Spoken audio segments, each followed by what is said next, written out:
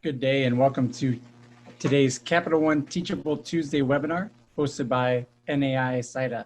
We kick off our monthly NAIA-SIDA webinar series for this academic year with today's webinar, Preparing for the Spring Like Never Before. We decided to make this an open discussion on the Zoom platform, so be sure to share your questions and contribute. Please welcome our presenters, Jerek Wolcott from the University of Northern Iowa, Mike Safford from College of Idaho, and Jeff Melton from Vanguard University. I am Zachary Shore from Madonna University and will serve as the webinar moderator today. We appreciate you joining us. Before we begin, we'd like to say a quick thank you to corporate partner Capital One, presenting sponsor of CoSIDA's continuing education series. As a reminder, this on-demand webinar will be posted later today on CoSIDA.com and CoSIDA's YouTube channel. Please invite your colleagues to listen and watch the on-demand webinar as it is free to everyone. We encourage you to submit questions you have. Place your questions and comments in the chat box and your questions will be addressed throughout the webinar. This webinar, we are also going to run slightly different than maybe some of the other ones you've been on previously. Our presenters are each going to take a couple minutes to share some of the ways that they're preparing for the spring and some of the difficulties we all know we will encounter this spring. But we also want this to be a collaborative experience. So after the guys, Jeff, Jerek, and Mike are done presenting, we're going to open the floor. I ask that you raise your hand or put something in the chat. Let me know that you have something you'd like to say. We'll unmute you and then you can go ahead and have the floor. I want this to be a time when all of us can come together and share ideas on, how you're preparing for the spring, what you're doing right now, and maybe, for instance, I know us at Madonna, we have a day where we're going to have 4 different venues going with 5 sports playing on the same day. How are you handling maybe some tough scheduling situations? So we'll open the floor after they're done and hoping to hear several different ideas from everyone out across CoSIDA. So with that, I'll go ahead and we'll get started with Jerek Wolcott. Let him take it away. Hey guys, first of all, I just want to say hi to all my NAI guys. I'm seeing a bunch of names that of a lot of people that I know, care about, and appreciate their work, and collaborated a lot with you guys on things, especially my guys from that were in the Frontier and the Cascade conferences, and I appreciate you guys. Excited to see you and to work with you. Second, I'd like to say that especially for those small school guys, the NAI guys, and it's going to be really it's going to be relevant to the D2 and the D3 guys as well. But when you think about doing a lot with a little and with a short amount of time, I think you guys are far better prepared for this than a lot of the bigger schools. When you get into the smaller FCS schools down, you guys are in positions where you are having to do a lot with not a lot of time. And so I think you guys are going to be, obviously it's a much longer period than your standard crossover, but you guys are going to be better prepared for this than I think you realize going forward.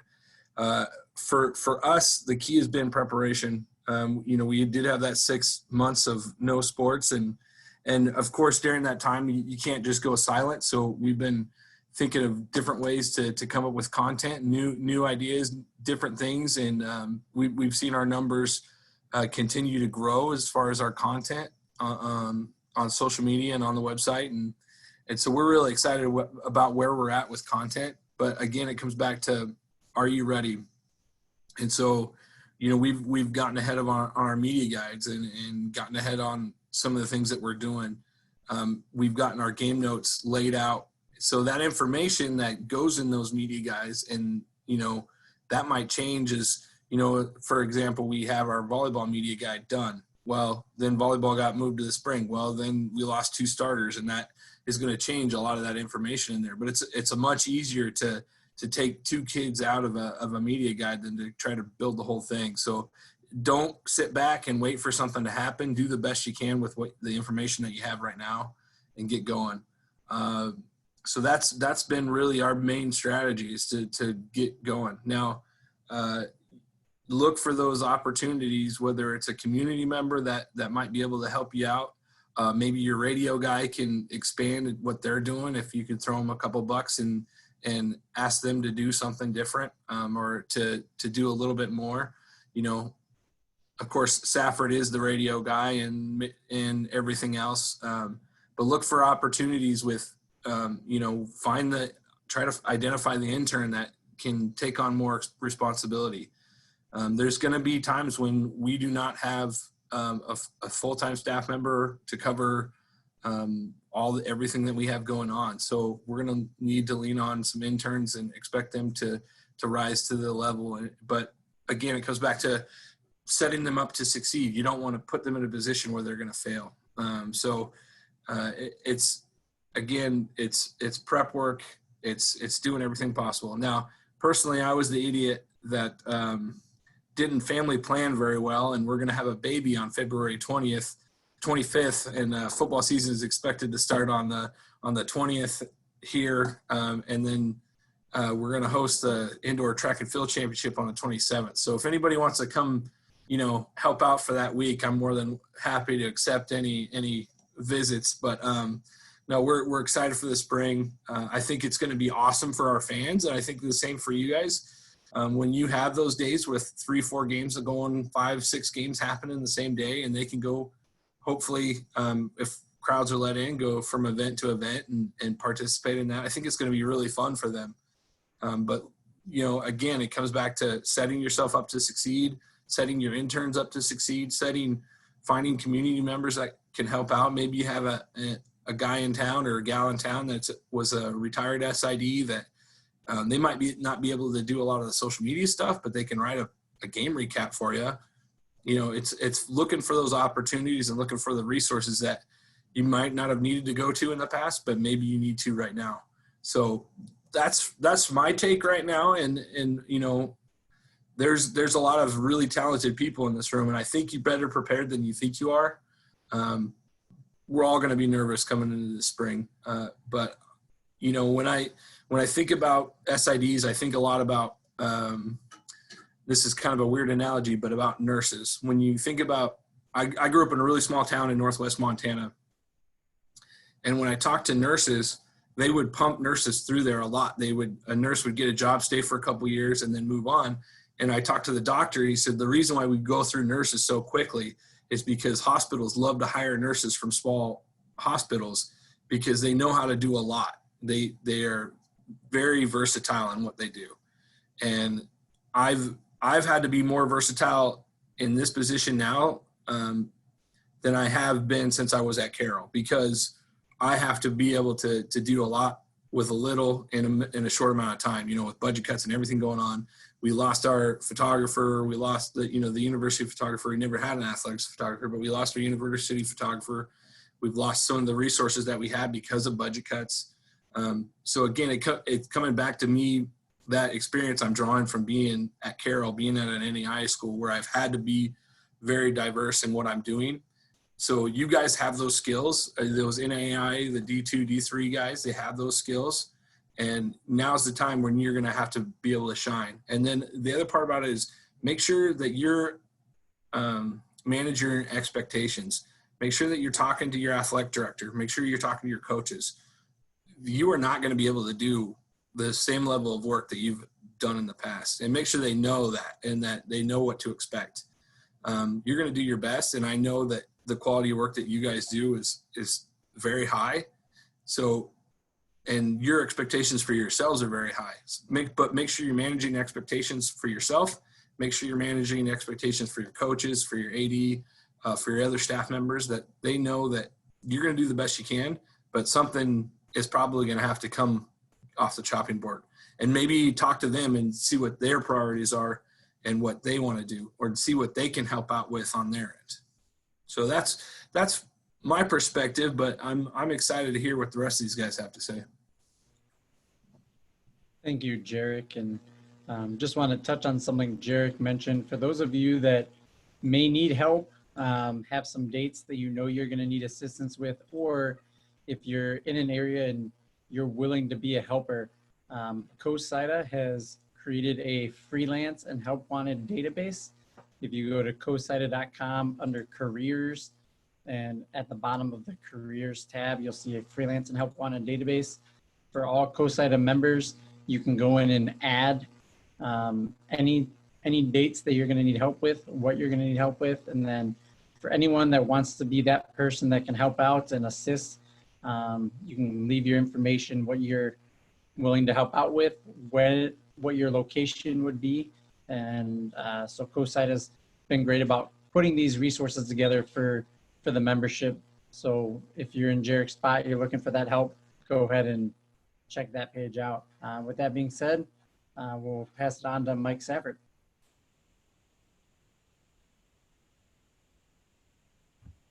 There, hopefully everybody can hear me now. Can you hear me?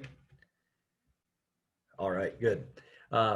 It's fun to be able to talk about this subject. For those of you who were with Jeff and I think it was in the spring, we kind of talked about a similar situation when COVID had just started about, you have all this time on your hands. How do you work? And now we've had 6 months where we haven't really, for a lot of us, had many games. And hopefully we've used that opportunity to work ahead. My athletic director, when she took the position a couple years ago, charged me with staying at least a full season or sports season ahead in terms of having things prepared. So during the summertime, you're not really working on your fall sports, you're actually working on your winter sports. And when you're in the fall, you're already working on the spring. And when you're in winter, you're already starting to work on football season for the next year. And being ahead going into where we were at when everything shut down really helped us out. But now it's like, okay, now you're trying to get prepared for everything at once. One of the things that I really want to focus on is communication, and something that has really benefited us, I think, in the Cascade Conference and even the Frontier Conference, is that we've had a voice in a lot of the scheduling of games for the most part. I know that's not the case in every conference, but we voiced our concern early on about, the thought that volleyball and soccer and baseball and softball and basketball and lacrosse and football and track meets and cross country meets and tennis matches, golf tournaments are all going to be going on conceivably all at the exact same time. And working with our conference office, and having and talking with them and working with our athletic directors, we came up with the thought that we moved our volleyball matches to Thursday, Friday, and Friday being an afternoon game, so that it wasn't conflicting with basketball games on Friday, Saturday night. We decided to move our soccer matches that are now being played in the spring, instead of Friday, Saturday, or Friday, Sunday, or Thursday, Saturday, move those to Sunday, Monday, so that those games are now also not conflicting with the other sports. Football's still going to be played on a Saturday afternoon, but now you don't have the conflict with soccer going on at the same time as football. And it was great to be able to, put an ear to the coaches, put a voice with the athletic directors, and then have a pipeline to our commissioner, and did a great job. And it's still, we've got some difficult dates, really difficult dates, but it's not what it conceivably could have been. One thing I would do right now if I was everyone is make sure you've got your master schedule together. Now, we all know with the way society is right now, I guarantee you come February, it's not going to look like that. But at least have that master schedule together to know where your difficult days could be. For me, it's March 12 and 13. That's going to be the toughest weekend that we have, guaranteed. And, you know, I've already got that. And now when you have that master schedule, to be able to sit there and figure out what truly can you staff and what truly can't you staff. You know, if I've got 3 venues going on at the same time, is it conceivable to be able to provide live stats, live video, a broadcast, a PA announcer? Are they going to have music at every single venue? It's a big question. You know, is it feasible that you're going to be doing your infographs in game for every single one of those sports as they're going on? Do you have the capability to do that?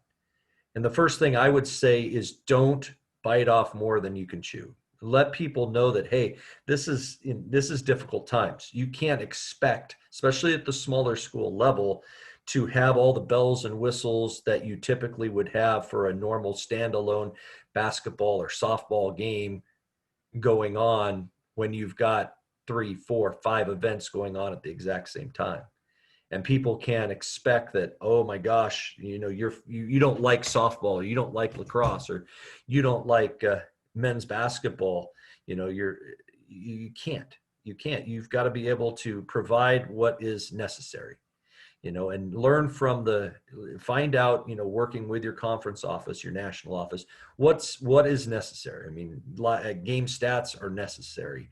You know, if you have fans, you know, you're probably going to need a PA announcer. If you don't have fans, you probably will want to somehow get a game streamed, may not have a broadcaster, because that'll allow people to be able to view the game.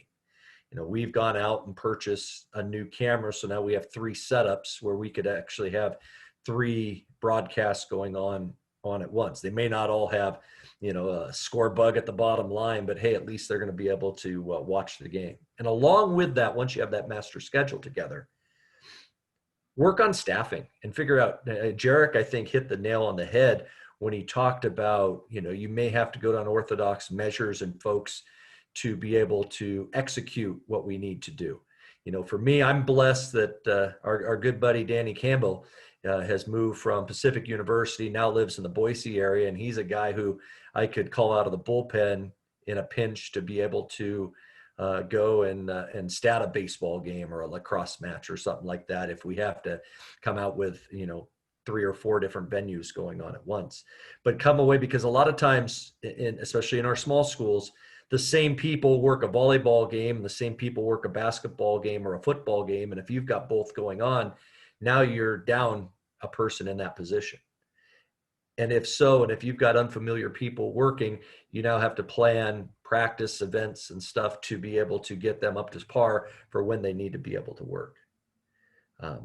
2 things I'll end with before we send it to Jeff.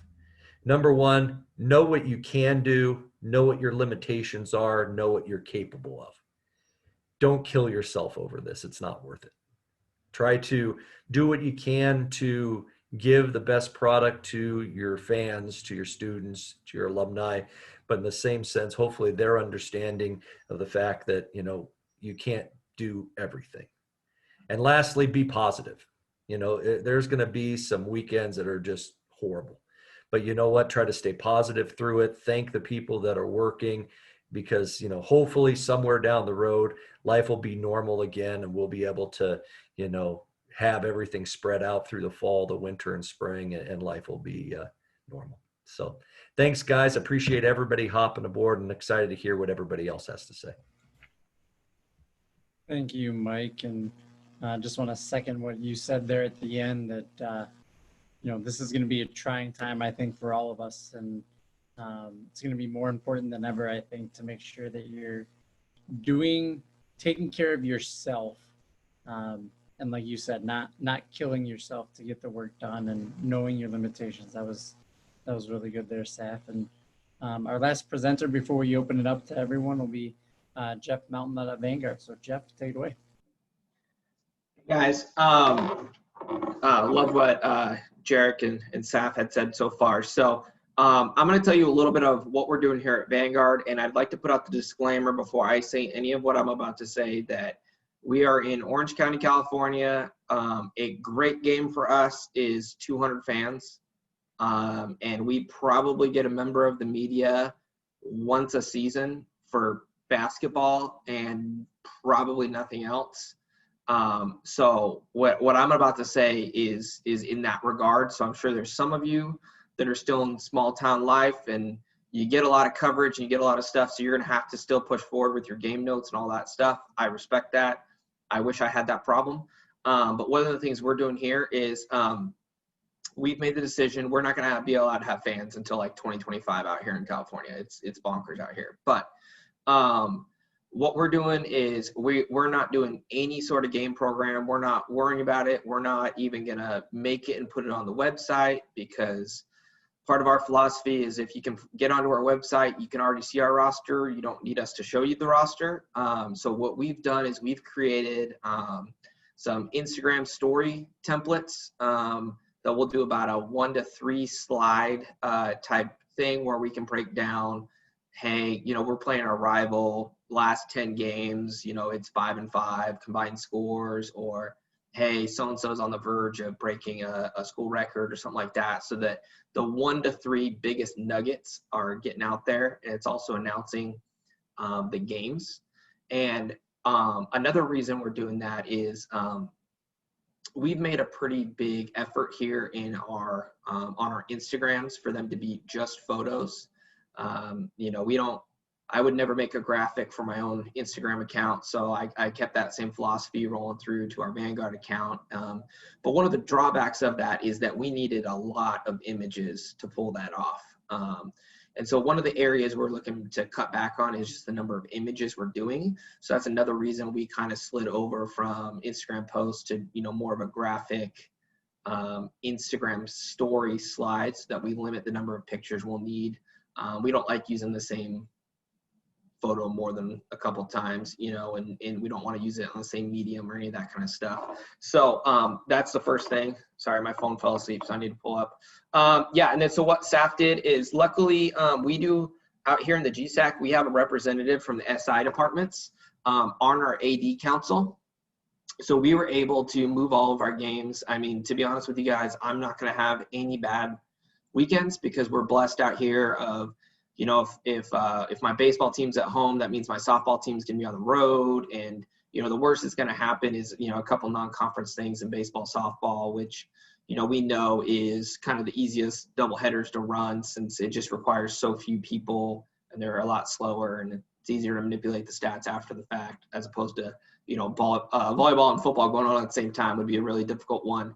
But yeah, I would definitely, like they said, trying to identify your heavy days and get ahead of telling your coaches which ones those are, so that they're aware, and then kind of what Saf was saying of, you might not be able to do everything all at once for your games. So I have 2 suggestions on that is, one, make sure you're keeping a calendar in advance of what games you're going to have to limit.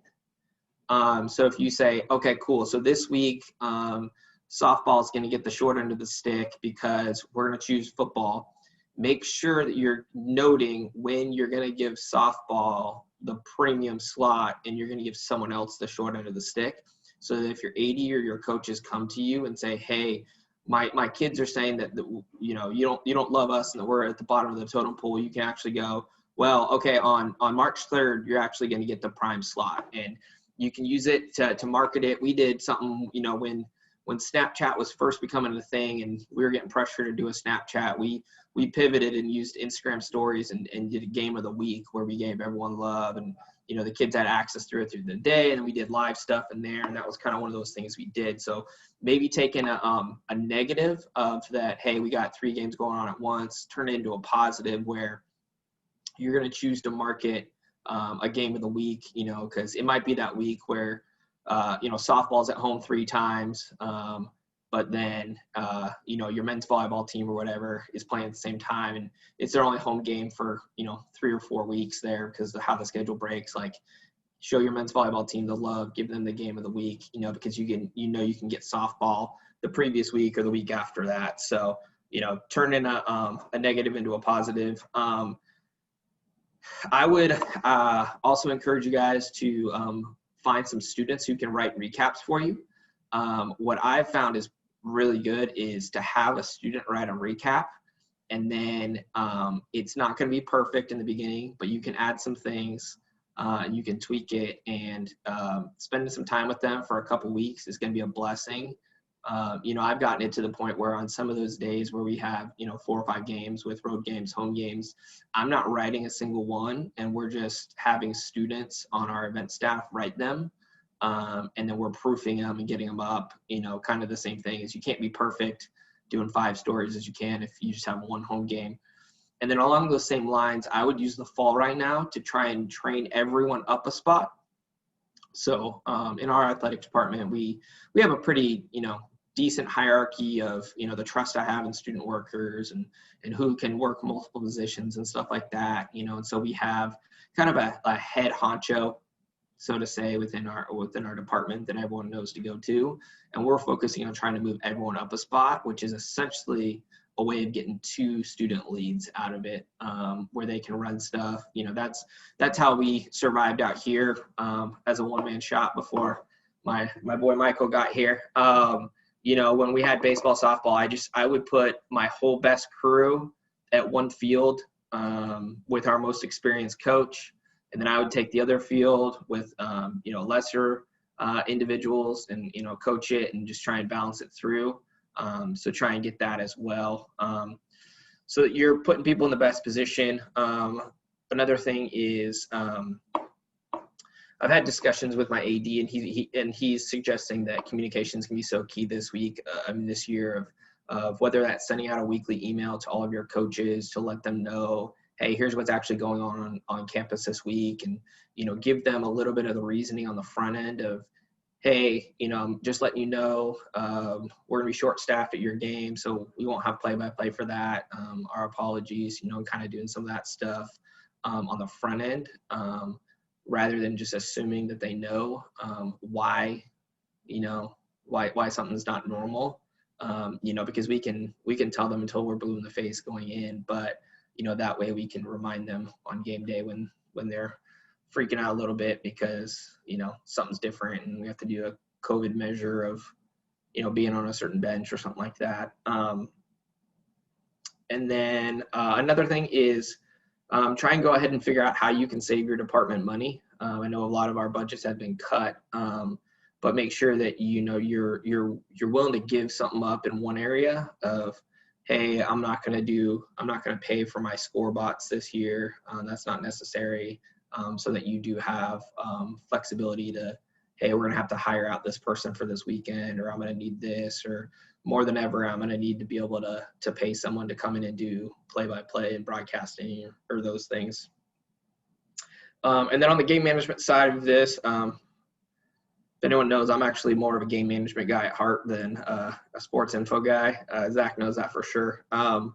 One of the things I would do is I would set up every one of your venues this fall as if it was a game day. I would identify that with your staff or whatever. You might not be able to pay students, but you can go out there with your office mates and stuff, set everything up from every easy up to every chord, plug it in, test it, make sure you football guys that your umpire mic works from X number of feet away and all that, so that you don't have to worry about that, and that's taken care of, and that way you get yourself time to fix anything that needs to be fixed, and as well as you can figure out, hey, normally we're able to share cords from, I can pull stuff from a soccer setup, and I use that during the baseball season, because I don't want to, buy multiple extension cords or sockets and plugs and mic cords and that kind of stuff. But I think more than ever this year, if you can spend a little bit of money to make your life easier,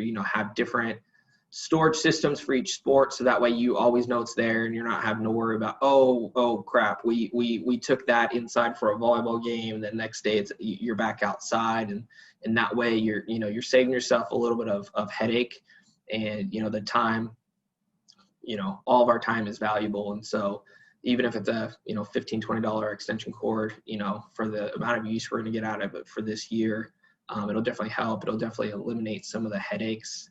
And then look into, we don't really have press boxes, so everything out here is set up, tear down, so we're looking into ways to make that more efficient of, whether we need to look into, weather type boxes where you can leave stuff just right there, and you might have to, pop it up and pop it down every day, but you're not having to drag it back into the gym or back up into your office, to do those things and just to be efficient. Try and figure out ways to get stuff on carts, on wheels, all that kind of stuff, pre-mounted, any of that kind of stuff to make your life easier with the amount of games we're doing. And then my last thing is talk to your gym coaches and figure out what days you can leave your gym set up. If you have volleyball Thursday and you have basketball Friday, Saturday, get with your AD and tell them, hey, I'm not taking down these chairs. I'm not taking down my press box. I mean, yeah, I might take the computer out of the way so it doesn't get hit by a rebound or something like that, but we're not folding the table down. We're not putting it away. And they might have to use just 4 baskets for that practice. But I've, had some honest discussions with my coaches over the years and eliminated some of those things and let them know ahead of time when those are going to happen so that, they might need to switch a practice from Wednesday to Thursday of how they're going to do stuff, just to be able to go around those things. And then invite them into it of, we have it too where they agree to it and then the next day they're like, oh, we actually want to do this. And then you've had that discussion where if they move it, they have to put it back, and so they reset up the chairs and stuff like that. So not sure how many of you guys know about the pit out here, but it is an intimate atmosphere. So the setup out here and everything is really tight. So that's, some of the specific things that we run into out here, but it's been fun talking to you guys, and I'm going to turn this back over to Mr. Madonna over there.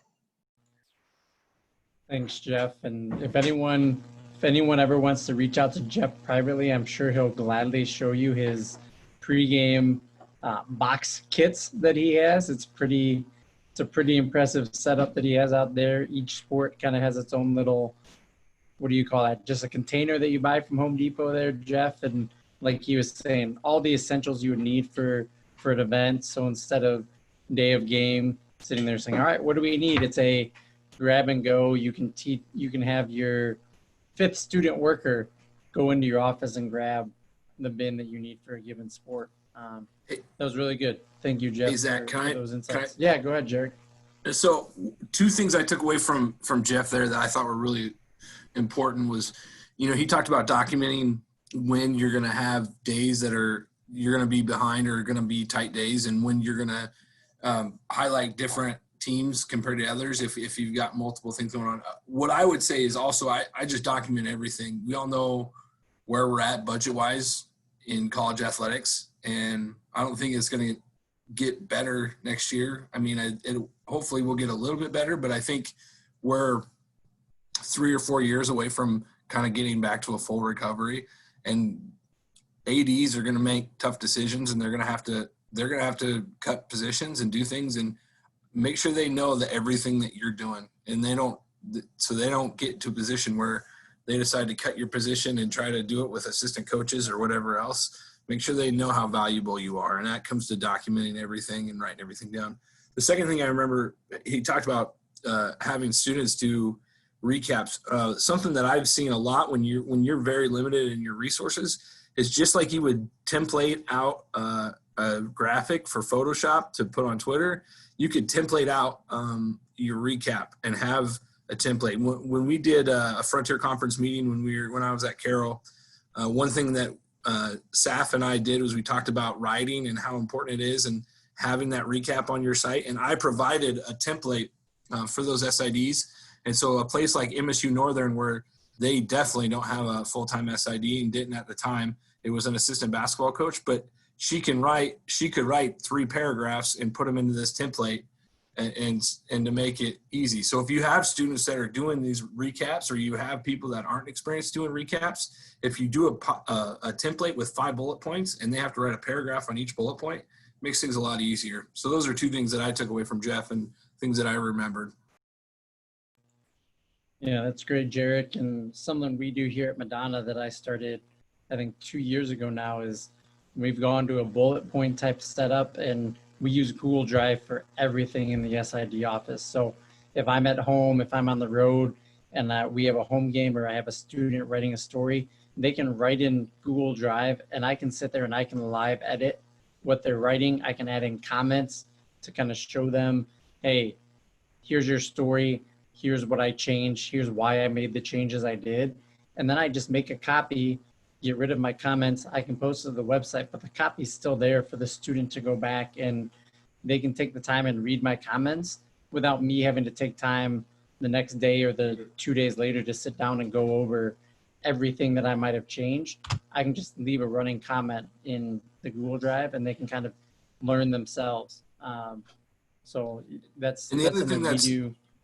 Go ahead, Jerek. nice, sorry, Zach. The other thing that'd be nice is to write a recap. The student doesn't have to be there. I mean, so if you're in a position where students aren't able to come to campus and you won't have a work study, I mean, you can focus on other stuff while they could be sitting in Australia and write a recap if they were able to watch the game or even just look at the box score. No, that's great. Patty Constantine had a question about how do you feel about trying to live stream 2 to 3 games at the same time?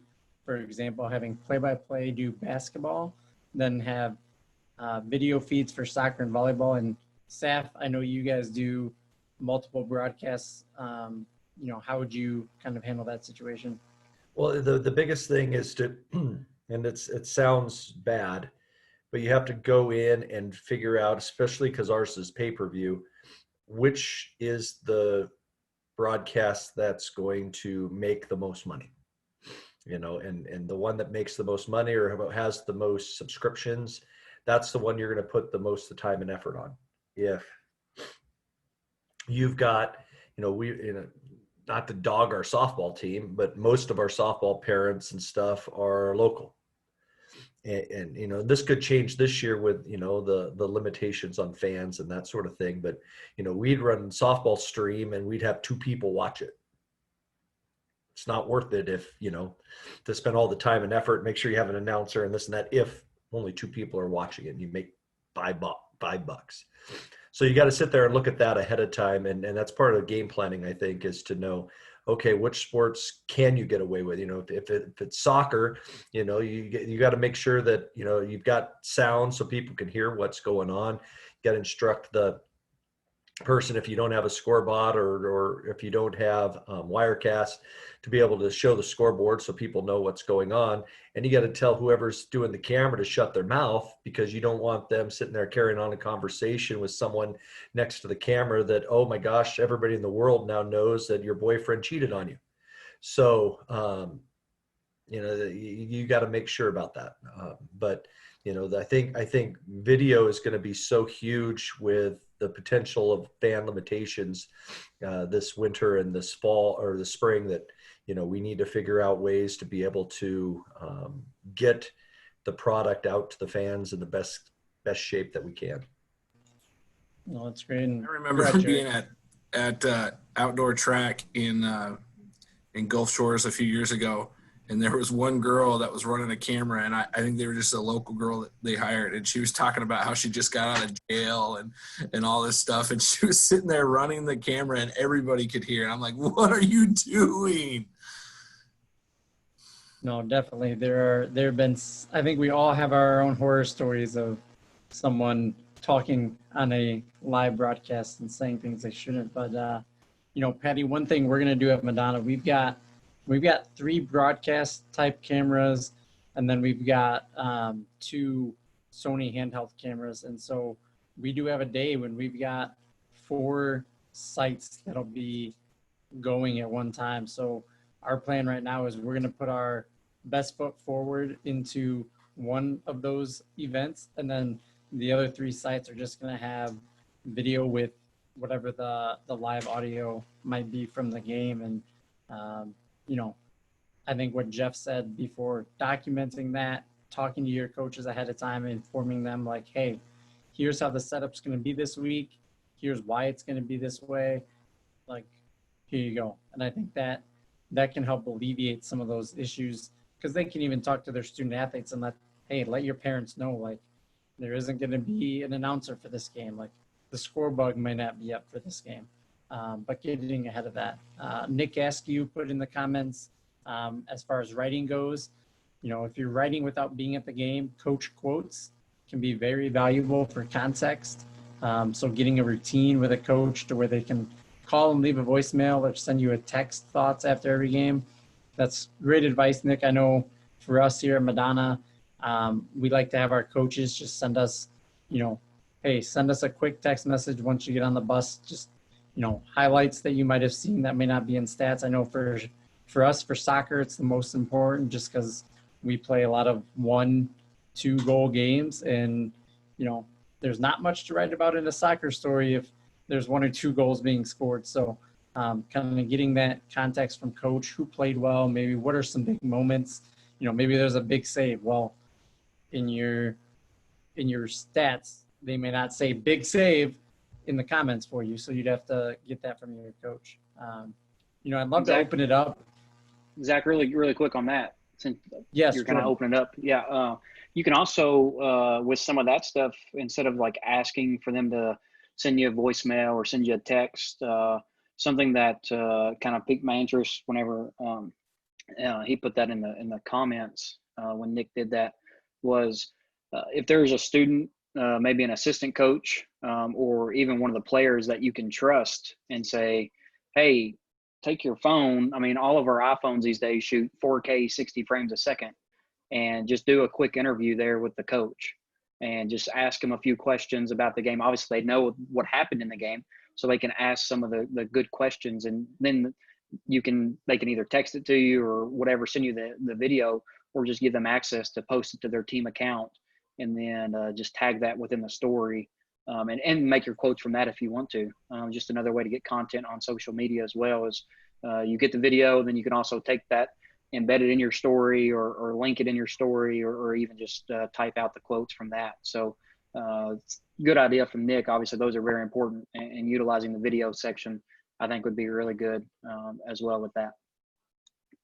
No, that's great. And I think that's going to the next level there, Jordan. And like you said, with technology these days, we might as well take advantage of it and use it while we can. I mean, I'd love to open it up, and we've got some great SIDs on this call. Just if you gotta hit the raise your hand button, and then I can call on you, or if you want to just put something in the chat, we can call on you just so we don't have people talking over each other. But I'd love to hear what y'all are doing this spring, maybe any ideas you have, maybe something somebody said sparked your interest, or some stuff you already do that has you prepared for this spring.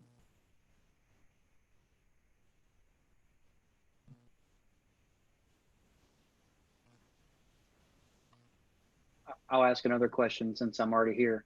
What are some, Jerek and Jeff, and I know Mike just stepped away, but what are some things that you're doing for like the basketball scores table, so to speak? Like, are you having to social distance everybody?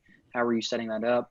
That's something actually we were dealing with today, and all the way up to about 1:55 here Eastern time for me, dealing with some of that. But Jerek, I'll ask you, what are y'all handling for distancing at your basketball scores table and stuff like that? So, I mean, we're going to be in a little bit different position than you guys are, obviously. But I think there's some things that we can take away. First, I mean, you gotta figure out what your state rules are going to be, and they're going to vary state to state, and they're going to be a lot of different state to state. I think what we've determined at this point, and this is probably going to change before we start November 25th, but that if you can be within 6 feet if you're masked up, and so. But we're still trying to space everybody out. We're going to have no SIDs on row. We're not going to have any radio on the row. So it's literally going to be our score, like our clock and scores, our PA, our music, because we want him next to the PA, and then stats and replay. And that's really it for us. Some of you guys are in different positions. Where you're not going to have replay. We're going to have our radio is going to be on the opposite side of the court, and then we're going to move a lot of people up into the concourse. Our press is going to be in the concourse. We're going to have everybody that we can pretty much in the concourse. TV will probably be in the concourse. We're trying to determine whether we're going to do TV up high or down low. We do have a really good men's basketball team, and we do have a really good contract with ESPN and some of the other things. And so we think we're going to be on some linear broadcasts. And right now, a lot of those linear broadcasts are doing remote for their commentators. So we have the expectation that that's going to happen a little bit, but we're going to have to play game by game. We've talked about doing shields, but then you get into like a plexiglass shield, but then you get to the point where then you've got a sheet of plexiglass that can be ran into by a player, and you'd have to put some sort of padding on that, but then you have padding in your your line of sight. So I think right now, because of where we're at with Iowa, is that we're just going to have everybody masked up, and we do expect to have about 25% of fans at this point. Again, this all could change. And then at football, we're probably, because we're in a press box, we're going to do the shields between people because it is going to be tight up there. And a team like North Dakota State would want to bring a second broadcast crew in, and we're going to ask them not to. So there's a lot of just moving parts on that. It's really going to be what you have for facilities, do the best you can to distance, and pay attention to your state laws, because they're going to be different from even county to county, city to city. Jordan, what we're doing out here, and I think it's a fair assumption to say California is going to be the strictest place on all this, short of maybe Hawaii.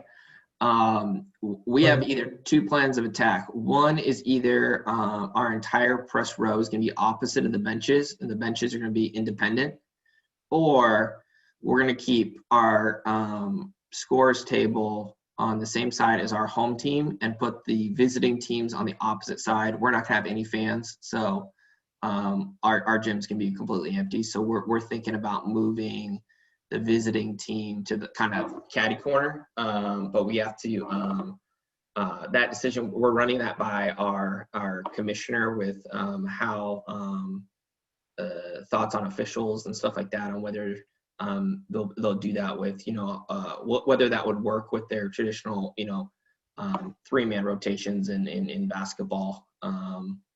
Other than that, I mean, in volleyball, that there really wouldn't be an issue. We're mandating that volleyball team in our conference, volleyball teams are not switching sides of the net. I'm sure that's pretty standard for everyone out there. But yeah, we're also taking just folks that don't need to be there, kind of out. I traditionally have, my student who's writing a recap, they'll sit on the end so they can just be there and kind of get in the flow of the game and not get distracted. We're moving them upstairs into bleachers and stuff like that, if they're even there, versus being online. So yeah, we'll probably have people in masks, and we'll have to go through some cleaning procedures and wiping down benches between games and stuff like that. But yeah, I would. I know, Jordan, you guys have a much bigger gym and setup out there, and I'm not sure if you're gonna have fans, but maybe even just pulling that all to the other side and then adding some 6-foot tables to your setup there, so you can just get maybe max 2 people at a 6-foot table would be pretty good for you guys. So for us, we've got 4 full scores table, and kind of our plan is a lot like what Jerek was saying, trying to space out that group. We're going to move all the press to our mezzanine level. We're going to move probably our visiting radio. There's usually only 2 groups that come in. We'll probably move those to the mezzanine level if need be, so that we can space out the whole table, so that there's room. The one, concern for basketball is just making sure that the official scorer is always close enough to the benches and such like that, because they're the ones who are having to track all the substitutions and things of that nature, which is, even though our stats in this are important, basketball is the one sport where, it's whatever's written down in that book is what goes. So that's kind of our game plan with that. Football is going to be a little bit more difficult because our press box is big, but it's all one room. We're going to be playing early spring, so temperatures are going to be cold, and we're going to mandate that every window has to remain open. So it'll end up being an open air press box when it's 25 degrees outside, but that's just the way it's going to be. The other thing that we're planning to do is any of our game day workers that are working the table, the press box, are going to be part of our testing bubble. And so those folks will have to be, once we determine how we can do the testing protocol, they'll be part of that testing protocol before said game, just to make sure that they're clear before we are in close proximity to the student athletes. Hey, Mike Gerard here. I'd like to mention one thing that we did last year was we bought headsets for my statisticians, and this year we have a big press row, so I'm lucky enough to be able to spread them out. But that way they can still talk, especially with volleyball and basketball. So I've got 4 different headsets for my stat crews, just because they're going to be separated, and that way they can communicate and we can stay on top of stats. Mike, are you able to, I don't know if you might have a link to that or some info on that you might be able to put in the chat before we end here, just if people want to click and maybe look into that a little bit more about what you have, and do you have a delay on any of those or anything like that? There's the headset I bought there's a master headset for the guy at the computer, and then there's 3 headsets for everybody else that's on press row. And so my scoreboard operator was the guy I chose to have the other headset, just so he was in the mix and didn't miss anything. So, but yeah, I'll send that link on the chat. Yeah. A cheap alternative on that is getting just your phone with a earbud and doing either a Facebook call or a call on an app, and just have your phones plugged in, and you can pretty much just have a phone call between the two with the earbud in, and you can hear a little bit better if things happen like that. Awesome. We had a question from Ryan a couple minutes ago. What is your best advice on making inroads with administration and allowing the sports information department a voice in the decision room regarding scheduling, general direction of athletics, etc.? The department's been traditionally an afterthought, and changing the culture has been challenging. I don't know, Saf or Jerek or Jeff, if you guys have run into that issue anywhere you guys have been. I definitely can attest when years and years and years and years ago, when I was at Evergreen State, this was back in the late 90s, and the PR side of things was completely an afterthought. It's a non-traditional school, and had just really started increasing its athletics at the time. And, having any kind of say of what was going on was a complete afterthought. And I worked with the athletic director at the time to try to get more of a voice and allow us to do the things that we did. And we made some ground. And since I've been at C of I the last 20 years, I've 2 things that have been helpful is, one, we've got a lot of coaches that are alums, and they've had some longevity. So they've been there pretty much the whole time I've been there. And we've got such a rapport that, you can sit there, the coaches will call me and say, all right, when do we want the game times? Our soccer coach did that last week, said, hey, we got to set up game times. When do we want to do it? So you have that the way it is at every school. But to have that rapport with the coaches, to be able to talk with them about, hey, this day or that day, especially if it's non-conference scheduling, so that they're not just overloading you with a certain date. The other thing is also work with the conference office, and hopefully the conference commissioner or associate commissioner or whomever that works on schedules has a thought about the trainers and the SIs in the back of their minds too.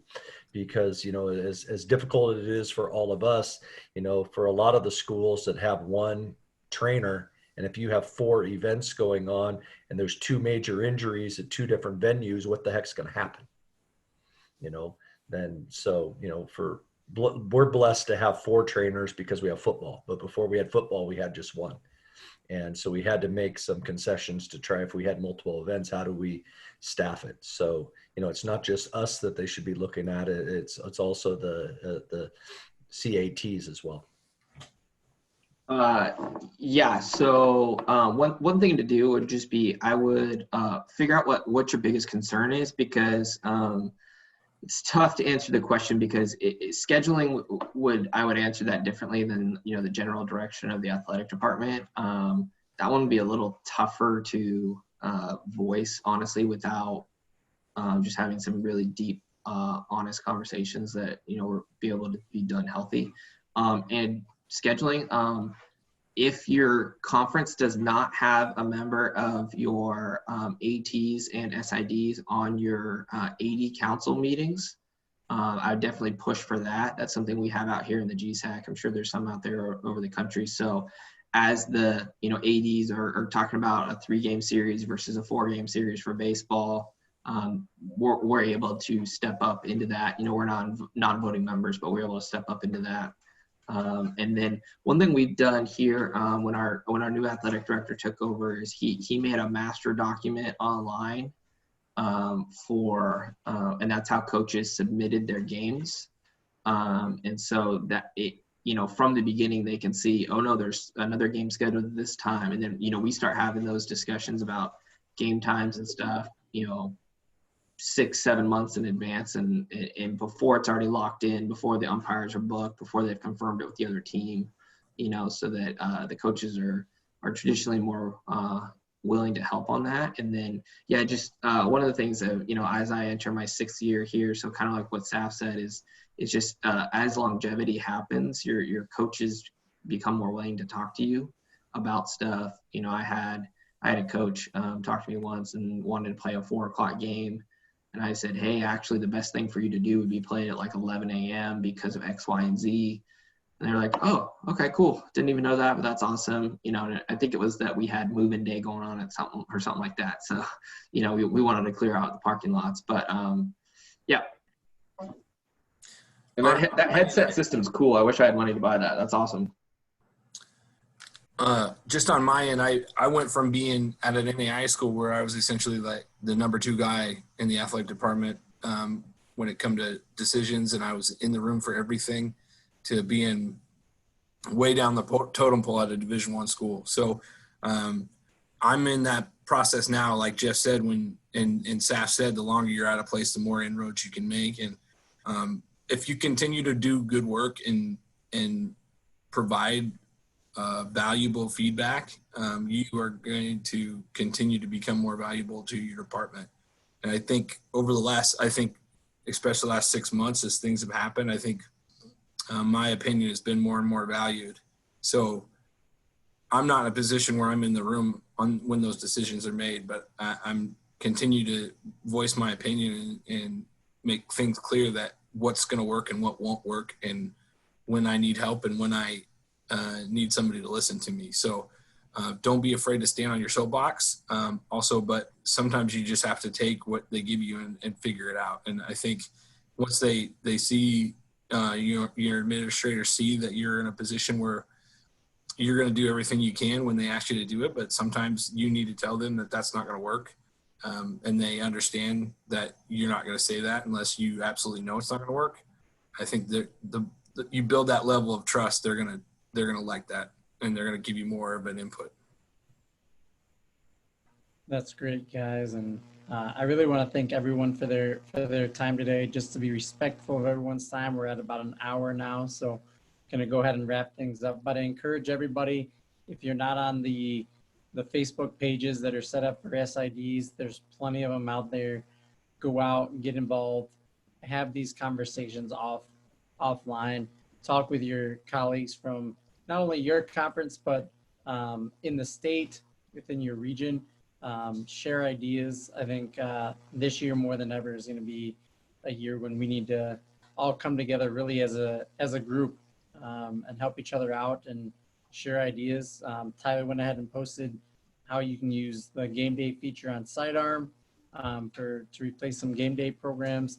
Sidearm and Presto both have some great features. I know all the website providers are working on things to help us out this spring. So, talk to your providers, see what they can do for you.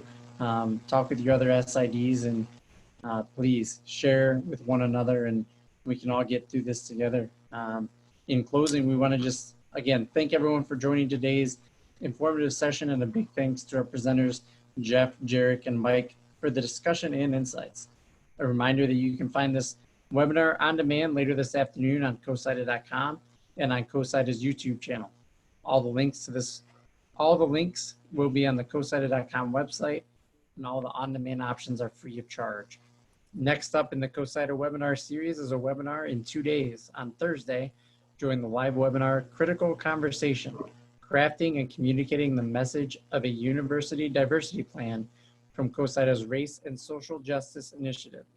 The time is 2 p.m. Eastern. NAIA-SIDA will return with the Teachable Tuesday webinar on November 10th on communicating with ADs, coaches, and student athletes on the challenges the spring semester will bring, while potentially having sporting events every day of the week. Again, thank you guys for joining us today, and look forward to seeing you guys all on Thursday. Go Vanguard.